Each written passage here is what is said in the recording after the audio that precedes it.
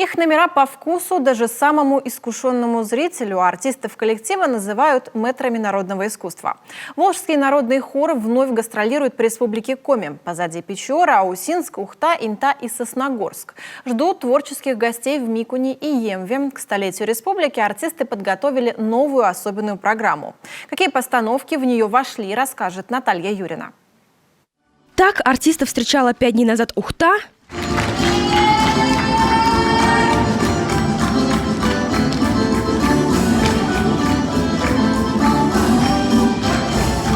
Овации утихали лишь на номерах и в зрительном зале Сосногорска.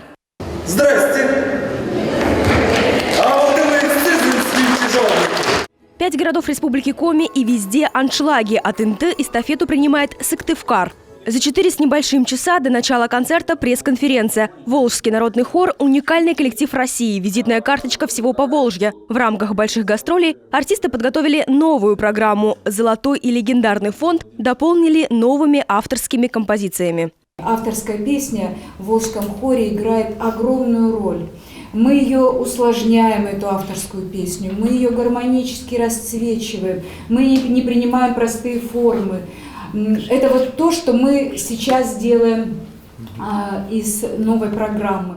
После длительного культурного затишья гастроли состоялись. Помог в этом федеральный проект «Мы – Россия». Это очень было приятно сделать, я говорю, учитывая наши очень дружеские отношения с республикой, с Коми республиканской филармонией, с Министерством культуры республики, быть в юбилейный год именно с ними. Прекрасно было поздравлять зрителей, жителей республики именно с этим 100-летним юбилеем. Мне кажется, дата очень круглая, и поэтому нам вдвойне было это приятно сделать. Пока идет пресс-конференция, сценическую площадку готовят к концерту. Проходят считанные минуты, и артисты выходят на сцену, приступают к репетиции. Сначала распеваются. Несмотря на годы, репертуарная политика и традиции коллектива остаются неизменными. Например, расстановка хора на сцене.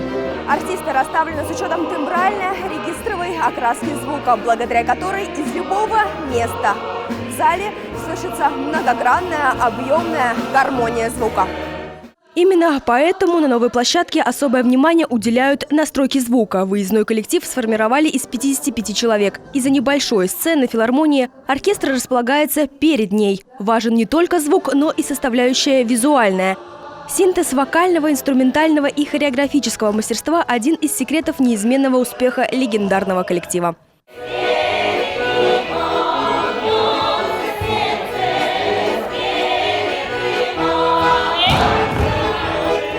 Выступление Волжского русского народного хора в Сыктывкаре откроет фестиваль профколлективов «Танцуй и пой. Великая Россия». В этом году у нас впервые, я очень надеюсь, что будет ансамбль «Гжель», который дали нам буквально вот сегодня подтверждение. У нас сегодня будет наш любимый пятницкий хор, который тоже был несколько лет назад в республике, ансамбль Моисеева.